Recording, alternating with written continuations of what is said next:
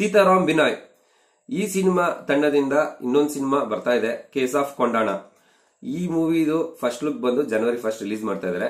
ಇದ್ರದ್ದು ಸಿನಿಮಾದು ಅಪ್ಡೇಟ್ಸ್ ನಾನು ನಿಮ್ಗೆ ಕೊಡ್ತಾ ಇರ್ತೀನಿ. ಸೊ ಆ ಸಿನಿಮಾ ಅಂತೂ ತುಂಬಾ ಚೆನ್ನಾಗಿತ್ತು, ನಾನು ಕೂಡ ನೋಡಿದ್ದೆ, ಅದ್ರ ಮೂವಿ ರಿವ್ಯೂ ಕೂಡ ಮಾಡಿದೆ. ಈ ಸಿನಿಮಾನ ಎಷ್ಟು ಮಟ್ಟಿಗೆ ಮಾಡಿದ್ದಾರೆ ಅನ್ನೋದನ್ನ ವೆಯ್ಟ್ ಮಾಡಿ ನೋಡ್ಬೇಕು. ಹಾಯ್ ಹಲೋ ನಮಸ್ತೆ, ವೆಲ್ಕಮ್ ಟು ಸ್ಯಾಂಡ್ವಿಚ್ ಟಾಕೀಸ್. ಇವತ್ತು ಯಾವ ಮೂವಿ ರಿವ್ಯೂ ಅಂದ್ರೆ ಕಾಟೇರ. ಈ ಮೂವಿ ಆನ್ಲೈನ್ ಕತೆ ಏನಪ್ಪಾ ಅಂತಂದ್ರೆ, ಇದು ಬಂದು ರೈತರು ರೆವಲ್ಯೂಷನರಿ ಸ್ಟೋರಿ. ಅದ್ರ ಜೊತೆಗೆ ಉಳುವವನೇ ಭೂಮಿಯ ಒಡೆಯ ಅಂತ ಒಂದು ಕಾನ್ಸೆಪ್ಟ್ ಇಟ್ಕೊಂಡು ಜಾತಿ, ಧರ್ಮ, ನಿಂದನೆ ಇವೆಲ್ಲ ಹ್ಯಾಡ್ ಮಾಡಿರೋದೇ ಈ ಮೂವಿದು ಆನ್ಲೈನ್ ಕತೆ. ಈ ಸಿನಿಮಾ ರಾತ್ರಿ 12 ಗಂಟೆಗೆ ಶೋ ಸ್ಟಾರ್ಟ್ ಮಾಡಿ ಒಂದ್ ಒಳ್ಳೆ ಕೆಲಸ ಮಾಡಿದ್ರು. ಬೆಳಿಗ್ಗೆ 6 ಗಂಟೆ ಅಂದಿದ್ರೆ ಸ್ವಲ್ಪ ಕಷ್ಟ ಆಗೋದು, ಯಾಕಂದ್ರೆ ಈವ್ನಿಂಗ್ ತನಕ ಕೆಲಸ ಮಾಡಿ ಮತ್ತೆ ಮಲಗಿದ್ದು ಬೆಳಿಗ್ಗೆ 6 ಗಂಟೆಗೆ ಹೋಗೋಷ್ಟರಲ್ಲಿ ಎಲ್ಲರಿಗೂ ಕಷ್ಟ ಆಗ್ತಿತ್ತು. ಡೈರೆಕ್ಟ್ ಆಗಿ ಕೆಲಸ ಮುಗಿಸ್ಕೊಂಡು ಬಂದು ತೀರ್ಥ ಪ್ರಸಾದಗಳೆಲ್ಲ ತಗೊಂಡು ಹಂಗೆ ಹೋಗಿ ಥಿಯೇಟರ್ ಕೂತ್ಕೊಳ್ಳೋಕೆ ಎಲ್ಲರಿಗೂ ಒಂದು ಅನುಕೂಲ ಆಯ್ತು. ಬೆಳಿಗ್ಗೆಗೆ ಆರಾಮಾಗಿ ಎದೊಳ್ಬೋದಲ್ಲ ಅಂತ. ಬಟ್ ಇದರಿಂದ ಸ್ವಲ್ಪ ಕಷ್ಟ ಅಂತಂದ್ರೆ ಲೇಡೀಸ್ಗಳು ಅವರು ಇವರು ಬಂದಿರೋರಿಗೆ ಸ್ವಲ್ಪ ಕಷ್ಟ ಆಯ್ತು. ಘಮ್ ಅಂತಿತ್ತು ಥಿಯೇಟರ್ ಒಳಗೆ ಹೋದಾಗ, ಏನು ಮಾಡೋಕ್ಕಾಗಲ್ಲ.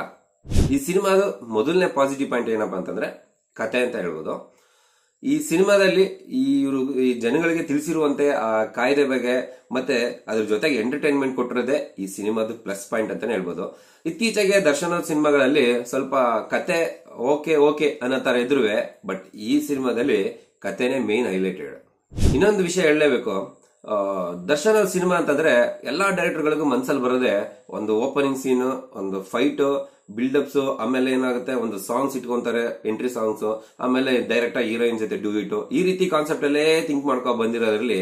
ಬಟ್ ಈ ಸಿನಿಮಾದಲ್ಲಿ ಡಿಫ್ರೆಂಟ್ ಆಗಿ ಥಿಂಕ್ ಮಾಡಿದ್ದಾರೆ ಡೈರೆಕ್ಟರ್.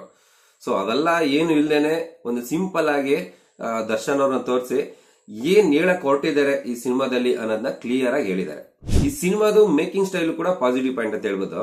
ಅಂದ್ರೆ ಈ ಸಿನಿಮಾದಲ್ಲೂ ಕೂಡ ವೈಲೆನ್ಸ್ ಅನ್ನೋದು ಇದೆ, ಬಟ್ ಎಷ್ಟು ಮಟ್ಟಿಗೆ ಇದೆ ಅಂತಂದ್ರೆ ಕೆಲವೊಂದು ಸಿನಿಮಾಗಳಲ್ಲಿ ನಾವು ನೋಡಿದ್ರೆ ರೆಡ್ಡಿಶ್ ಅನ್ನೋದು ಮತ್ತೆ ನಮ್ಗೆ ಅದು ತುಂಬಾ ಕ್ರೂರತನ ತೋರಿಸಿ ಅದು ನೋಡಿದ್ರೆ ಯಪ್ಪ ಎಷ್ಟು ಮಟ್ಟಿಗೆ ಕೊಚ್ಚಾಕ್ತಾರೆ, ಎಷ್ಟು ಮಟ್ಟಿಗೆ ಇದಿದೆ ಅನ್ನೋ ತರ ಬಿಟ್ಟು ಇದ್ರಲ್ಲಿ ಸ್ವಲ್ಪ ಟೋನ್ ಚೇಂಜ್ ಮಾಡಿ ಯಾವುದೇ ಒಂದು ಮಕ್ಳು ಕುತ್ಕೊಂಡು ನೋಡ್ತಂದ್ರು ಇದೊಂಥರ ಆರ್ಶ್ ಬಿಹೇವಿಯರ್ ಇಲ್ದೇನೆ ಇದನ್ನ ಮಾಡಿರುವಂತ ಮೇಕಿಂಗ್ ಸ್ಟೈಲೇ ಈ ಸಿನಿಮಾದು ಒಂದು ಪಾಸಿಟಿವ್ ಪಾಯಿಂಟ್.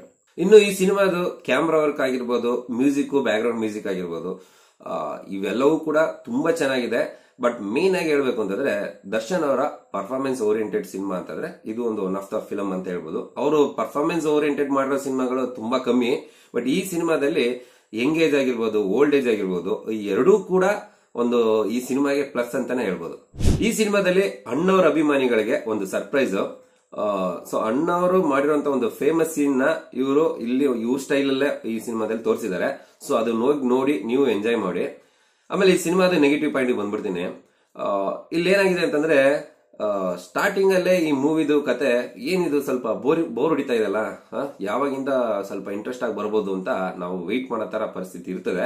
ಸ್ಟಾರ್ಟಿಂಗ್ ಅಲ್ಲಿ ಒಂದ್ ಸ್ವಲ್ಪ ಬೋರ್ ಅಂತಂದ್ರೂ ಒಂದು ಇನ್ಸಿಡೆಂಟ್ ಆದ್ಮೇಲೆ ಎಂಡ್ವರೆಗೂ ಕೂಡ ಆರಾಮಾಗಿ ಸಿನಿಮಾ ನೋಡ್ಸ್ಕೊಂಡು ಹೋಗುತ್ತೆ. ಇನ್ನೊಂದು ಈ ಸಿನಿಮಾದ ನೆಗೆಟಿವ್ ಪಾಯಿಂಟ್ ಏನಪ್ಪಾ ಅಂತಂದ್ರೆ ದರ್ಶನ್ ಅವ್ರು ಬಿಟ್ಟು ಇನ್ನು ಉಳಿದಂತ ಕ್ಯಾರೆಕ್ಟರ್ ಗಳಿಗೆ ಇವರು ಮಾಡಿರುವಂತ ಗೆಟಪ್, ಆ ಗೆಟಪ್ ಅಲ್ಲಿ ಕ್ಲೀನ್ ಆಗಿ ಗೊತ್ತಾಗುತ್ತೆ ಎಲ್ಲ ಕೂಡ ಆರ್ಟಿಫಿಷಿಯಲ್ ಆಗಿ ಕಾಣಿಸ್ತಾ ಇದೆ, ನ್ಯಾಚುರಲ್ ಆಗಿ ಕಾಣಿಸೋದಿಲ್ಲ.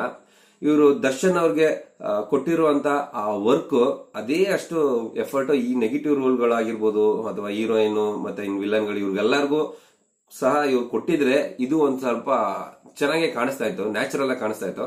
ಸ್ವಲ್ಪ ಇಲ್ಲಿ ಆರ್ಟಿಫಿಷಿಯಲ್ ಆಗಿ ಕಾಣಿಸೋದು ಖಂಡಿತ ಅದಂತೂ ನಿಜ. ಓವರ್ ಆಲ್ ಈ ಸಿನಿಮಾ ಹೇಗಿದೆಯಪ್ಪ ಅಂತಂದ್ರೆ ನಾರ್ಮಲ್ ಆಡಿಯನ್ಸ್ಗೂ ಕೂಡ ಇದೊಂದು ಒಳ್ಳೆ ಸಿನಿಮಾ. ಅದಕ್ಕಿಂತ ಮುಖ್ಯವಾಗಿ ದರ್ಶನ್ ಫ್ಯಾನ್ಸ್ ಗಳಿಗೆ ಡಬಲ್ ಧಮಾಕ.